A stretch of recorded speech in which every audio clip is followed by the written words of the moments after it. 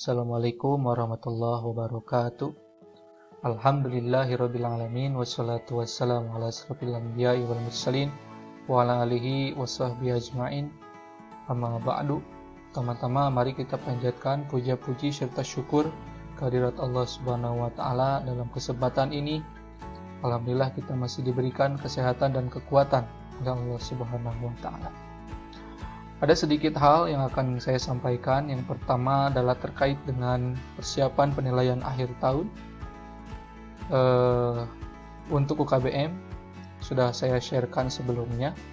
Ini sebagai pelengkap, saya akan tambahkan beberapa bahan belajar, yaitu tentang adab berpakaian Islami. Baik, kita langsung saja ke materi. Kita awali pembelajaran kali ini dengan mengucapkan bismillah. Bismillahirrahmanirrahim. Kita tidak akan terlepas dari dalil atau ayat Al-Quran yang menjelaskan tentang berpakaian syar'i atau menjelaskan tentang bagaimana Muslim menutup aurat. Dalil ini dijelaskan di dalam Al-Quran, yaitu dua ayat Al-Quran. Yang pertama adalah Al-Quran surat Al-Ahzab ayat 59. Kemudian ayat yang kedua adalah Al-Quran surat An-Nur ayat 31. Di dalam Al-Quran surat Al-Ahzab, Allah Subhanahu wa taala berfirman, "Ya ayyuhan nabiyyu kulli azwajika wa banatika wa nisa'il mu'minina yudnina 'alaihinna min jalabihinna zalika adna ay yu'rafna fala yu'daina wa kana Allahu ghafurur rahim." Kata Allah, "Wahai Nabi, katakanlah kepada istri-istrimu, anak-anak perempuanmu, dan istri-istri orang mukmin, hendaklah mereka mengulurkan jilbabnya ke seluruh tubuh mereka. Yang demikian itu supaya mereka lebih mudah untuk dikenal, karena lagi Maha Penyayang." Berkaitan dengan Al-Quran surat Al-Ahzab 59 ini, sebab turunnya ayat ini adalah di dalam dua keterangan. Keterangan yang pertama adalah pada saat itu istri Rasulullah Shallallahu Alaihi Wasallam namanya Saudah itu keluar rumah dengan tergesa-gesa. Kemudian Saudah itu artinya dia menganggap tidak akan dikenali oleh orang-orang. Tetapi ketika Saudah pada saat itu keluar rumah, terlihat oleh Umar. Lalu kemudian Umar bertanya, "Mau kemana wahai engkau Saudah?" Lalu kata Saudah, "Aku akan mengunjungi Rasulullah Shallallahu Alaihi Wasallam di rumahnya Aisyah." Dengan kejadian itu, kemudian Saudah menceritakan kejadiannya bahwa pada saat itu Saudah dikenali oleh Umar, maka atas dasar itu turunlah ayat ini supaya istri-istri anak-anak perempuan itu mengulurkan jilbabnya ke seluruh tubuh mereka. Kemudian di keterangan yang kedua, sebab turunnya ayat ini adalah pada saat itu perempuan-perempuan Arab sering ada yang keluar di malam hari untuk melakukan buang air, baik buang air kecil maupun buang air besar. Sehingga ketika ada perempuan yang keluar pada malam hari, pada saat itu banyak dari golongan orang-orang munafikin itu mengganggu perempuan-perempuan Arab pada saat itu. Sehingga ada yang melaporkan kepada Rasul. Kemudian atas dasar itu kemudian Rasul menyampaikan yang diperintahkan kepada istri anak perempuanmu untuk mengulurkan jilbabnya ke seluruh tubuh mereka.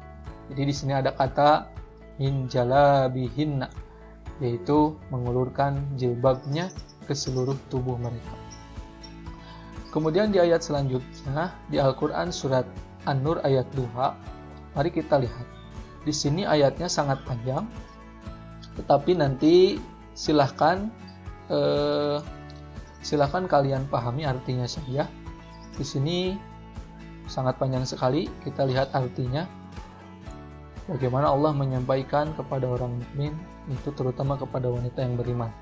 Hendaklah mereka menahan pandangannya, menjaga kemaluannya, dan juga janganlah mereka kecuali yang biasa nampak daripadanya. Dan yang selanjutnya Allah berfirman, dan hendaklah mereka menutupkan kain dan seterusnya. Kalian baca dan pahami. Sebab turunnya ayat ini yaitu adalah pada saat itu banyak sekali perempuan-perempuan yaitu pergi karena pada saat itu mata pencahariannya petani, pergi ke kebun kurma, sehingga ketika pergi ke kebun kurma itu banyak yang terlihat perhiasan di kakinya dan juga terbuka dada dan telinganya. Jadi memakai kerudung tapi masih terlihat telinga dan juga dadanya, juga perhiasan-perhiasan yang ada di kakinya. Atas dasar itu sehingga turunlah ayat ini, yaitu hendaklah mereka menahan pandangan, menjaga kemaluan, menampakkan perhiasan, dan juga hendaklah mereka menutupkan kain kerudung ke dadanya. Baik, kita masuk ke slide selanjutnya.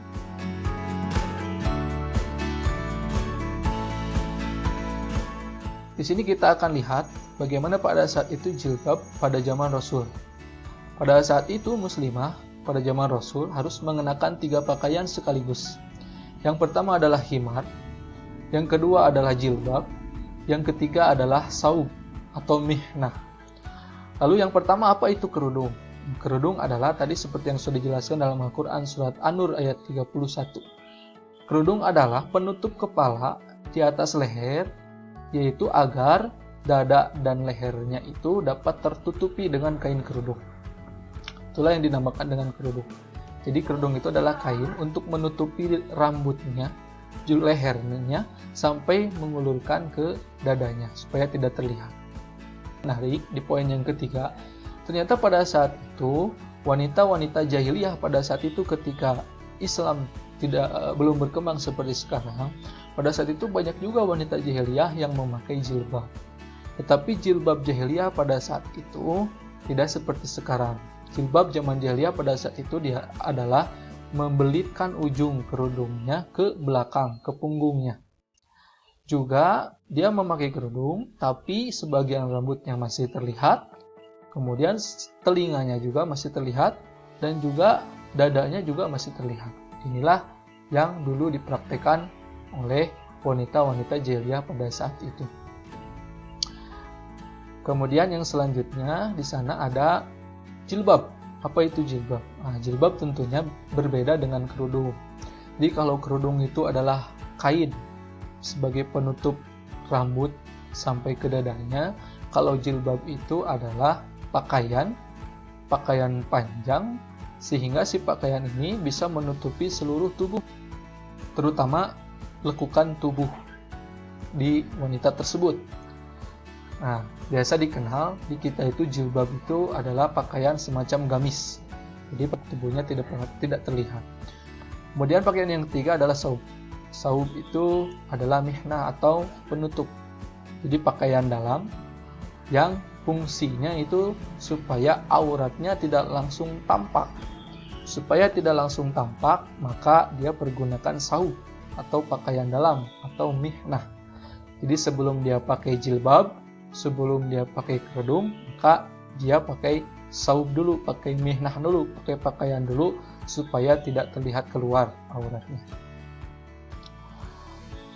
Mari kita lihat gambar ini. Dalam gambar ini memberikan pesan kepada kita, kewajiban menutup aurat dimulai ketika kita sudah balik, bukan menunggu kita sudah baik. Nah, jadi maksud di sini adalah kewajiban menutup aurat itu sudah pasti dijelaskan dalam Al-Quran, bahkan ayat wanita mukmin diwajibkan untuk menutup aurat, diwajibkan untuk memakai kerudung, diwajibkan untuk mengulurkan pakaiannya sehingga tidak terlihat lekuk tubuhnya. Banyak sekali yang bertanya, ngapain kita pakai kerudung tapi akhlaknya masih buruk? Atau sebaliknya, banyak juga yang nggak pakai kerudung tapi akhlaknya baik gitu ya. Bagaimana cara menjawabnya? Tentu ini adalah sesuatu yang sering terjadi di kita. Jadi jangankan tidak berkerudung, yang berkerudung pun berbuat buruknya itu masih ada kesempatan. Bagaimana mungkin ketika orang itu tidak berkerudung kemudian berbuat yang jelek sehingga nanti pahalanya nanti dosanya itu menjadi 2. Dosa tidak pakai kerudung juga dosa berbuat yang jelek atau berbuat yang buruk. Bagaimana kalau orang yang tidak berkerudung tapi akhlaknya baik? Alangkah bagusnya, alangkah sempurnanya kalau dua-duanya kita lakukan. Kerudungnya kita pakai, auratnya kita tutup, juga akhlaknya pun kita akhlak yang mencerminkan akhlak yang baik. Tentunya kalau kita sudah berkerudung, sudah berjilbab, insya Allah itu bisa menjadi motivasi kepada kita untuk selalu berakhlak baik, untuk selalu berbuat baik. Jadi kewajiban menutup aurat dimulai ketika kita sudah balik, bukan menunggu kita sudah baik. Kemudian slide selanjutnya, mari kita pahami tentang aurat. Apa itu aurat? Aurat itu adalah berasal dari bahasa Arab, berasal dari kata awwara, yaitu kalau diterjemahkan ke bahasa Indonesia artinya kurang, atau jelek, atau buruk, atau sesuatu yang dianggap malu. Nah, itu namanya aurat. Jadi yang dimaksud aurat di sini adalah bagian tubuh yang tidak patut, tidak pantas diperlihatkan kepada orang lain, kecuali kepada mahramnya, kepada suaminya, atau kepada muhrimnya. Nah, itu dijelaskan di dalam Al-Quran surat An-Nur ayat 31 tadi penjabarannya. Siapa saja muhrim, siapa saja yang berhak untuk diperlihatkan aurat. Itu jelas di sana sudah dijelaskan. Itu arti dari aurat. Lalu bagaimana dengan laki-laki? Mari kita lihat batasan aurat laki-laki. Yang pertama, batasan aurat laki-laki itu ada di antara pusar sampai ke lutut. Ini sesuai dengan Rasulullah SAW bersabda dalam hadis riwayat Muslim, seorang laki-laki tidak boleh melihat aurat laki-laki yang lain, dan seorang wanita tidak boleh melihat aurat wanita yang lain. Di aurat laki-laki itu antara pusar sampai lutut, juga tidak disarankan seorang laki-laki melihat aurat laki-laki yang lain, juga seorang perempuan melihat aurat perempuan yang lain. Batasan aurat perempuan, batasan aurat wanita itu adalah seluruh tubuh, kecuali muka dan telapak tangan.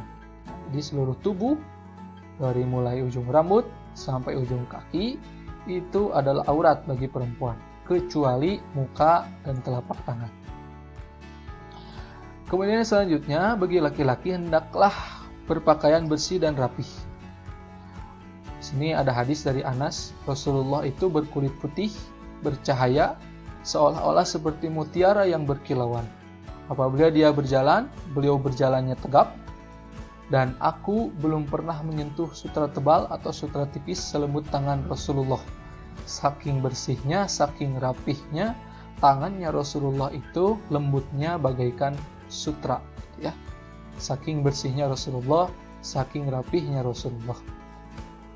Juga di dalam hadis ini, aku belum pernah mencium bau minyak wangi mis maupun ambar yang lebih harum daripada bau harumnya Rasulullah SAW. Jadi kita sebagai mukmin laki-laki dianjurkan bagi kita untuk selalu berpakaian bersih dan selalu berpenampilan rapih. Kemudian mendahulukan anggota tubuh yang kanan ketika sedang berpakaian. Jadi dahulukan dulu anggota tubuh yang kanan. Setelahnya kemudian baru kita anggota tubuh yang kiri. Jadi sesuai dengan sunnah Rasul, sesuai dengan hadis Rasul, bahwa dalam segala aktivitas apapun dahulukan anggota tubuh yang kanan. Kemudian bagi laki-laki tidak boleh memakai simbol-simbol terlarang. Ini contohnya seperti simbol-simbol setan, simbol-simbol pentagram, atau simbol-simbol Baphomet. Seperti simbol-simbol ini dilarang dipakai dalam sholat. Ya. Ketika kita diundang oleh gubernur, oleh presiden, mungkin ilustrasinya kita langsung pakai pakaian yang bagus. Bagaimana mungkin kita akan bertemu dengan Allah, akan melaksanakan sholat, kalau pakaian yang kita gunakan adalah pakaian yang demikian. Artinya ketika kita sholat, ataupun dalam aktivitas apapun, pakailah pakaian yang bagus, pakailah pakaian yang rapi, pakailah pakaian yang tidak menimbulkan simbol-simbol terlarang semacam yang demikian. Kemudian tidak boleh menyerupai perempuan. Nah, Imam Bukhari meriwayatkan Rasulullah SAW melaknat laki-laki yang berlagak perempuan dan perempuan yang berlagak laki-laki. Kemudian Abu Dawud juga meriwayatkan bahwa Abu Hurairah berkata melaknat laki-laki yang meniru pakaian perempuan dan perempuan yang meniru pakaian laki-laki.